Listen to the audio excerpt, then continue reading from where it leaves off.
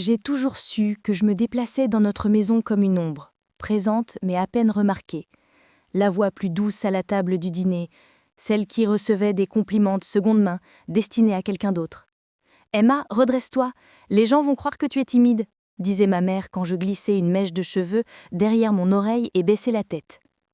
Mon frère, Jason, c'était le bruyant, l'enfant prodige, celui qui annonçait sa victoire à la foire scientifique et récoltait des applaudissements qui résonnaient pendant des semaines. « Ton frère, c'est le cerveau de la famille », disaient les proches, et la phrase se déposait dans les coins des conversations comme de la poussière. J'ai appris très tôt que les éloges pouvaient être sélectifs, comme une lampe torche qui éclaire toujours la même personne en laissant les autres dans l'ombre. J'ai appris à parler doucement, à garder mes réussites pour moi, à plier mes ambitions en enveloppes bien scellées. Les gens qui me sous-estimaient avaient une cadence particulière. « Tu n'es pas faite pour l'université », m'a dit mon père un matin au-dessus d'un bol de céréales, la cuillère tintant comme un métronome. « Trouve-toi un mari », plaisantait un oncle lors d'un barbecue, et même ces blagues portaient le poids d'une prophétie. À la fête de remise de diplôme de ma cousine Jessica, où chacun louait sa bourse d'État, ma mère croisa les mains et me dit « Inspire-toi d'elle, ne sois pas irréaliste ». Ma poitrine brûlait d'une petite colère privée que j'emportais dans les nuits où j'étudiais seule. Sous la lampe de bureau, la lumière formant une petite île sur la table, je me répétais que les preuves comptaient plus que les opinions, et que mes preuves à moi seraient mes dossiers d'admission, mes révisions méthodiques et ces emails minutieux envoyés aux professeurs dont j'avais dévoré les publications. La première vraie épreuve de mon silence arriva lors de dîner où Jessica devait annoncer son choix d'université. La maison vibrait de casseroles et de félicitations, l'air épais d'odeurs de légumes rôtis et de parfums. « Elle va à State avec une bourse complète », annonça ma tante, et la pièce explosa de joie. On faisait circuler des photos de Jessica en toge, tandis que je riais et applaudissais pour maintenir l'ambiance. Sur mes genoux, mon téléphone vibra. L'écran affichait « Harvard University, Admission Undergraduate ». Mes mains devinrent froides d'une manière presque sacrée. Je m'excusai pour répondre dans le couloir et écouter une voix enregistrée dire « Félicitations ». Et pendant une seconde, le monde bascula. Je rangeai la nouvelle dans un coin de mon esprit et retournai à table. Le secret pesait plus lourd que les couverts. J'ai commencé à collectionner des profs comme d'autres collectionnent des cartes postales. Un PDF de Stanford m'offrant une bourse au mérite de 180 000 $. Les chiffres nets et si généreux qu'on aurait d'une illusion. Des emails du MIT et de Yale m'invitant à des programmes spéciaux. Et un fin dossier de Princeton contenant une note manuscrite d'un professeur. Vos travaux de laboratoire témoignent d'une perspicacité extraordinaire. Je gardais mon certificat de finaliste National Merit plié dans un manuel et un dossier de Johns Hopkins proposait un poste de recherche pour étudiants avec une bourse renouvelable de 95 000 $. Chaque document était une petite rébellion privée. Je collais dans un carnet des photos de visites de campus, chemins pavés baignés de lumière, fenêtres de bibliothèque brillant au crépuscule. Et chaque fois que j'ouvrais ce carnet, l'odeur de crème solaire et de café me transportait vers un monde que je construisais pièce par pièce. À la maison, les conversations sur les options réalistes se multipliaient. On pourrait donner sa bourse universitaire à Jason, proposa mon père un soir, comme s'il évoquait une couleur de peinture. Emma peut commencer au Community College, suggéra ma mère, son stylo tapotant la liste des courses, la phrase aussi anodine qu'un bulletin de météo. Les filles n'ont pas besoin de faire des études en sciences, murmura une tante, presque avec douceur. Chaque phrase n'était pas une attaque, mais un rappel de l'attente implicite que je n'avais jamais su nommer. Mes ambitions étaient négociables. Leur investissement allait à Jason. C'était plus logique. Je m'exerçais à une forme de calme moitié stratégie, moitié survie. Je continuais à envoyer des dossiers, des emails polis sincères. J'adorerais avoir l'opportunité de travailler dans votre laboratoire. Et j'attendais des réponses qui finissaient toujours par arriver. Petite lampe s'allumant dans une maison sombre. La pression monta à mesure que la fête en l'honneur de Jason s'approchait, un événement saturé de ballons et de discours. Les invitations sentaient l'encre fraîche. Le mot « honneur » imprimé en lettres élégantes me semblait adresser un sourire condescendant. On préparait des plats, on rédigeait des toasts et même un discours pour moi. Un texte m'attribuant des compliments de soutien et suggérant des études professionnelles modestes. « On a travaillé dur pour ça », disait ma mère en tapotant l'épaule de Jason. « Tu devrais être heureuse pour lui. ajoutait-elle pour moi, son sourire parfaitement poli. Je lui rendais le sourire tout en retenant mon souffle, car mes mains étaient pleines d'autres lettres. L'offre généreuse de Stanford, une bourse de 150 000 $ d'une fondation dont je n'avais parlé à personne. Un email de douane arrivé un après-midi de pluie. Un jour lourd et humide, alors que la maison bourdonnait de préparatifs, un email fit trembler mes mains. Objet, Scholarship Award, Full Ride with Honors. J'ai lu 125 000 $, bourse complète couvrant les frais scolarité, logement, repas et frais universitaires. Les chiffres ressemblaient moins à de l'argent que des constellations. Ce soir-là, je glissai le PDF sous mon oreiller comme un objet interdit. Le crochet de rétention me traversa l'esprit. L'email que j'ai reçu cette nuit-là allait tout changer. Je ne l'ai pas révélé. Pas encore. Le moment n'était pas le bon. Les enjeux étaient trop personnels. Je repliai la page et retournai à table. Le secret pesait plus lourd que les couverts. Tout bascula le soir où mes parents annoncèrent devant la famille qu'ils avaient réaffecté le fonds universitaire. « On l'a donné à Jason », dit mon père calmement, comme s'il consignait un compte-rendu. « Tu n'es pas faite pour l'université », ajouta ma mère, presque distraitement, mais les mots restèrent en suspens dans la pièce comme un lustre trop lourd. Le sol sembla s'incliner sous ma chaise. Je gardais mes mains stables, mais mon cœur tambourinait sans merci. J'ai gardé mes candidatures secrètes parce que leur manque de foi ressemblait trop à du sabotage. Leur décision cristallisa la vérité. Ce n'était pas simplement un doute, c'était un renoncement à investir en moi. La fête de remise de diplôme du fils prodige arriva comme un tapis rouge d'attente. La maison sentait le citron et les fritures, les cousins embrassaient des joues, des toasts se levaient, et quelqu'un mentionna que Jason avait été accepté dans une université publique avec beaucoup de contacts locaux. « Au moins ta sœur a eu une bourse complète pour State », lança une tante, et l'indifférence de sa remarque me brûla comme de l'acide. Je continuais d'applaudir, parce qu'applaudir prenait du temps et occupait mes mains. Mon téléphone vibra, une boîte vocale. « Ici Dean Matthews de Yale, nous voulions vous féliciter et vous inviter. » Entendre une validation extérieure, c'était respirer de l'oxygène. Je conservais ce message et l'écoutais en boucle dans ma chambre. Je gardais mes notes de test comme des armes secrètes. Mon score SAT, 1580, imprimé 2 fois, soigneusement plié. Celui de mon frère, 1200, était encadré dans le salon comme preuve de réussite pragmatique. Mes chiffres à moi restaient privés, nets, précis. Une nuit, sous la lueur de ma lampe, je murmurais « c'est pour moi », sans savoir si j'étudiais pour leur prouver tort ou pour tenir une promesse envers moi-même. L'odeur de mauvais café et de pain grillé brûlé emplissait la cuisine à 2 heures du matin, et étudiait à ces heures-là devant un rituel d'appropriation. Quand on me parlait encore de options réalistes, je répondais en envoyant plus de dossiers et de demandes de recherche estivale. J'écrivais au professeur « J'aimerais beaucoup travailler dans votre laboratoire » et je regardais les lignes d'objets où s'affichaient « Invitation » et « Félicitations » comme si elles pulsaient. Une petite enveloppe de Johns Hopkins arriva avec une proposition d'assistanat et une bourse renouvelable de 95 000 $. Je vais glisser dans mon sac avec un manuel. Le poids du papier avait l'effet d'un lest. Si je tombais, j'aurais quelque chose à quoi me raccrocher. Le jour où la famille remit ouvertement en question mes ambitions, un cousin lança « Pourquoi gaspiller de l'argent pour l'éducation d'une fille, assez fort pour que la pièce se fige ?» Ma mère, celle qui disait autrefois « trouve un mari », laissa échapper un rire sans joie. Mes paumes devinrent moites d'une colère mêlée de chagrin. Le crochet revenait. Quand ma mère trouva la lettre dans ma chambre, j'ai su que je devais. Et en effet, lorsqu'elle tomba sur l'admission à Yale glissée dans un manuel d'occasion, le silence qui suivit fut retentissant. Elle me demanda pourquoi j'avais caché cela. Ma réponse fut simple, je n'étais pas prête à le rendre public.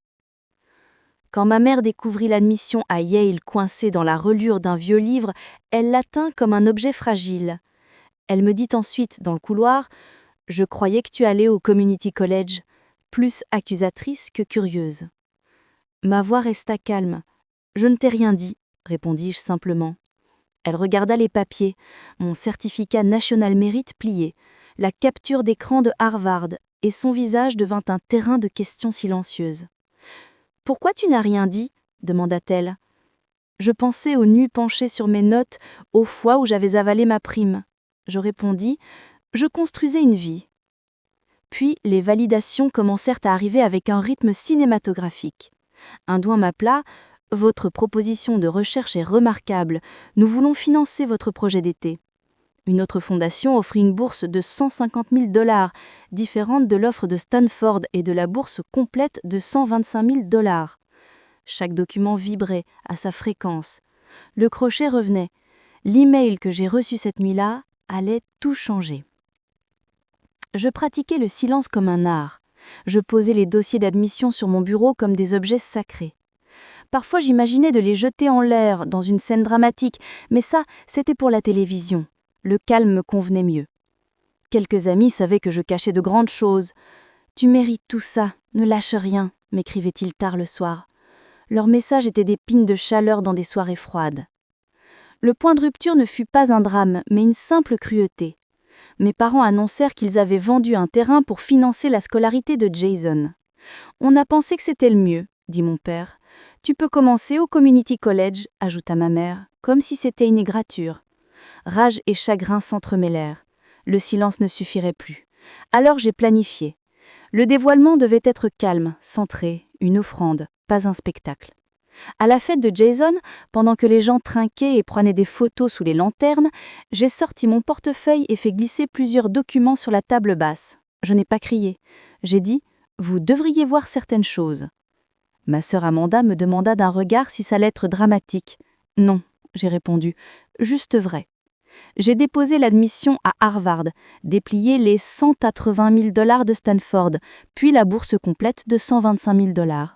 Les visages changèrent. L'incrédulité arriva en premier. « C'est une blague ?» dit mon oncle. Puis le silence. « On pensait qu'elle allait au Community College », murmura une tante. Mon père resta bouche bée. Le crochet tombait. Mais ce que ma famille ignorait, c'est que j'avais déjà été acceptée dans plusieurs Ivy League.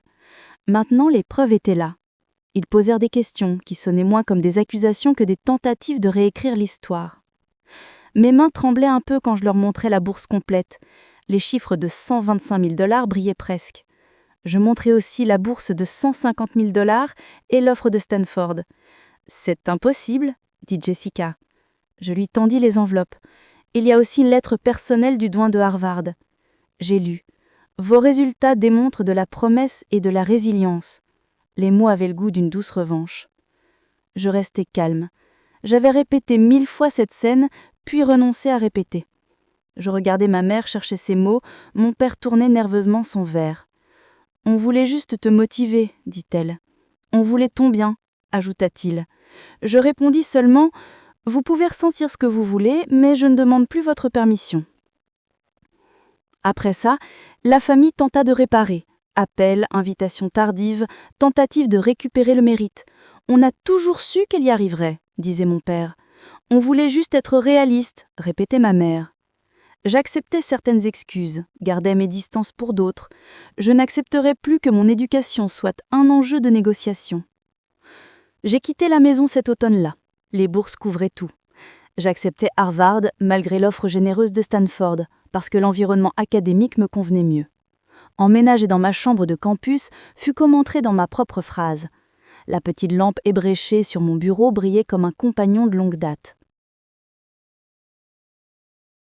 La vie sur le campus fut une révélation. Le bruit des pages à minuit, le clic métallique des équipements, l'odeur antiseptique du laboratoire, le café chaud avalé pendant les sessions d'écriture. Je rejoignis un labo de sciences des matériaux, fis de la recherche d'été grâce à la bourse Johns Hopkins de 95 000 $ et obtins plusieurs financements. J'appris à souder, à regarder au microscope des mondes miniatures. La découverte devint un rituel sensoriel. Les offres de master puis de doctorat arrivèrent, souvent entièrement financées.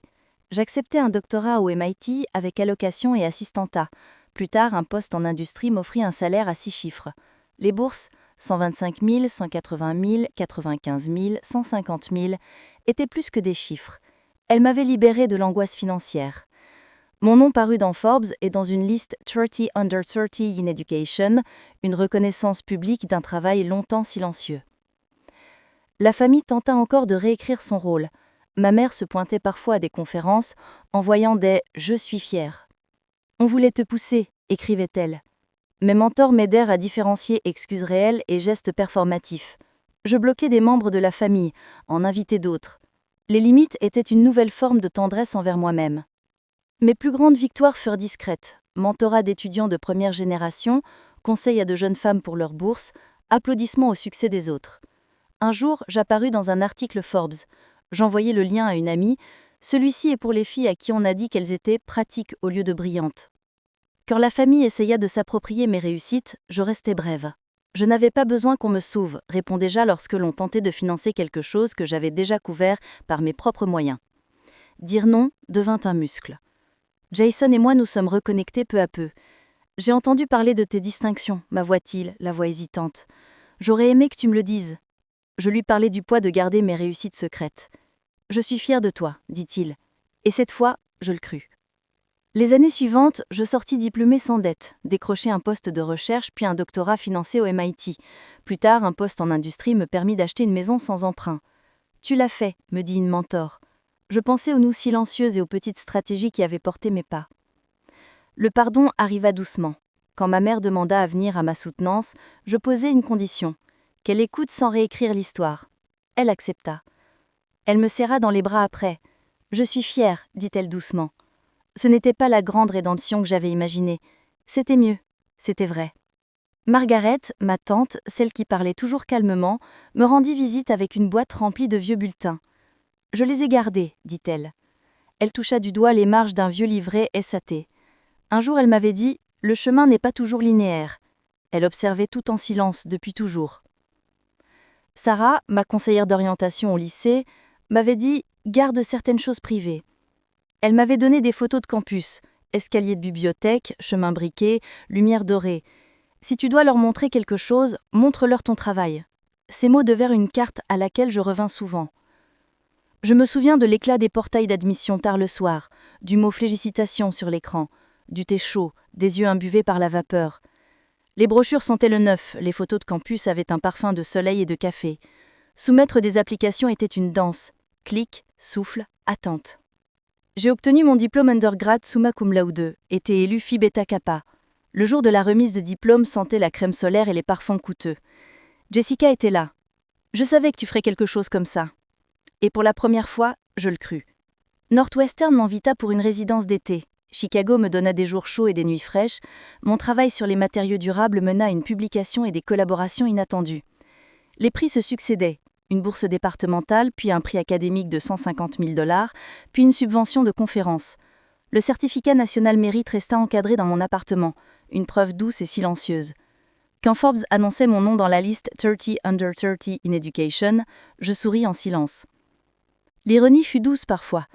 Jason, autrefois favori, travailla un temps dans un magasin avant de reprendre ses études, accablé par les prêts. « C'est fou comment les choses tournent », m'avoua-t-il un hiver. « Oui », répondis-je, il rit. « J'aurais dû prêter plus d'attention. C'était un cadeau inattendu. » Je me souviens du clic d'un nouvel ordinateur quand j'ai commencé mon post-doc financé, de l'odeur d'impression de manuscrits, du brouhaha léger de collègues fêtant une bourse. Je me souviens d'avoir refusé poliment un poste inférieur avec la phrase « Je recherche un rôle aligné avec mes valeurs et ma recherche ». À ceux qui écoutent et qui cachent encore leurs admissions, leurs bourses comme des objets interdits, je dirais « Votre valeur ne dépend pas de ceux qui vous en doutent. Protégez vos documents, protégez votre confiance. Quand vous dévoilerez tout, faites-le stratégiquement, car ce moment parle moins d'eux que de la vie que vous construisez. » Le dernier crochet. Quand j'ai traversé la Seine pour recevoir mon doctorat, il ne pouvait plus raconter mon histoire à ma place. Cette vérité m'a porté à travers chaque étape, chaque cycle de financement, chaque nuit de laboratoire où le monde semblait fragile, et pourtant plein de possibles. Il y a une odeur particulière le matin après un dévoilement. Café fort, citron de liquide vaisselle, papier propre de lettres relues 1000 fois. J'ai laissé une note courte à ma famille, non pour fanfaronner, mais pour fixer une limite. Je prendrai ma vie et mon diplôme sans être surveillée. Vous pouvez célébrer ou non, mais je n'accepterai plus de soutien conditionnel. J'ai collé une photo de campus sur mon frigo. Briques baignées de soleil, sourire d'un étudiant, fenêtre de bibliothèque comme une lanterne. La petite lampe sur mon bureau, sa base ébrigée et sa lumière constante, est devenue mon talisman. Je me souviens des cartons, des nuits d'émotions silencieuses, des lettres de recommandation que je lisais à voix haute juste pour y croire pleinement. J'ai choisi mon chemin. J'ai choisi mon chemin. J'ai choisi mon chemin. J'ai choisi mon chemin. Et j'ai persisté, toujours.